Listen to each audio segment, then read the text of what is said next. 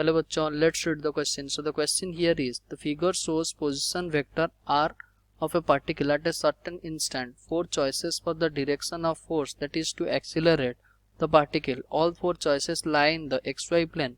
Rank the choices according to the magnitude of the time rate of change of dl upon dt they produce in the angular momentum of the particle about point O greatest first. Okay, तो question क्या पूछ रहा है, हमारे पास चारों force है जो कि एक्स वाई प्लेन में लाई कर रहे हैं और हमें बताना है क्या, जो rate of change of angular momentum decreasing order में हमें बताना है. So the key concept of question here is, हमें क्या पता है, द टॉर्क, ये क्या है torque equals to the rate of change of angular momentum. Okay, dl upon dt, ये क्या है टॉर्क. और हमें टॉर्क का और एक फॉर्मूला पता है, that is r vector crosses with f vector. Okay, उसका मतलब r f साइन थीटा, और थीटा क्या है, angle between the r vector and f vector, that is force vector. अगर क्वेश्चन में देखें, हमारा जो f1 वेक्टर है, हमारा यहाँ r1 वेक्टर के कहाँ है वो देख लेते हैं.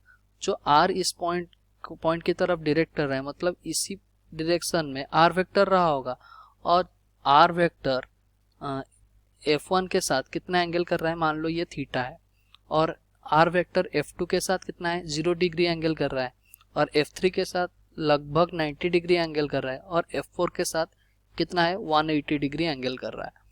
So for force F1 torque कितना लग रहा है, τ1 equals to r F1 sine theta. Okay, और थीटा कितना है यहाँ लेस देन 90 डिग्री. ओके, और फॉर फोर्स F2 देख लेते हैं. फॉर फोर्स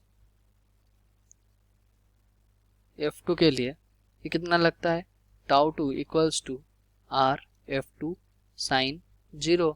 तो साइन 0 कितना है 0 है, तो F2 के लिए τ2 तो 0 हो गया. और τ3 देख लेते हैं. For force F3,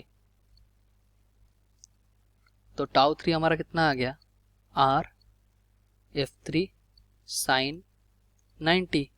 okay, sign 90 कितना है 1, इसका मतलब r F3. For force F4 देख लेते हैं. Force F4, okay, τ4 equals to r F4 sine 180 degree. Sine 180 degree कितना होता है 0 होता है, तो तो τ4 कितना हो गया 0 हो गया. तो अगर हम रैंक करेंगे, कैसा करेंगे, तो τ3 सबसे हमारा ज़्यादा आया है, क्योंकि ये साइन का वैल्यू सबसे ज़्यादा मतलब τ3 में है. तो τ3 इज ग्रेटर देन τ1, और τ2 और τ4 कितना हो गया, दोनों 0 है. इसका मतलब is greater than τ2 equals to τ4. तो हमारा करेक्ट ऑर्डर क्या आ जाएगा, करेक्ट रिप्रेजेंटेशन कैसा आएगा, τ3 is greater than τ1 is greater than τ2 equals to τ4. Hope you understood well. Best of luck. Thank you.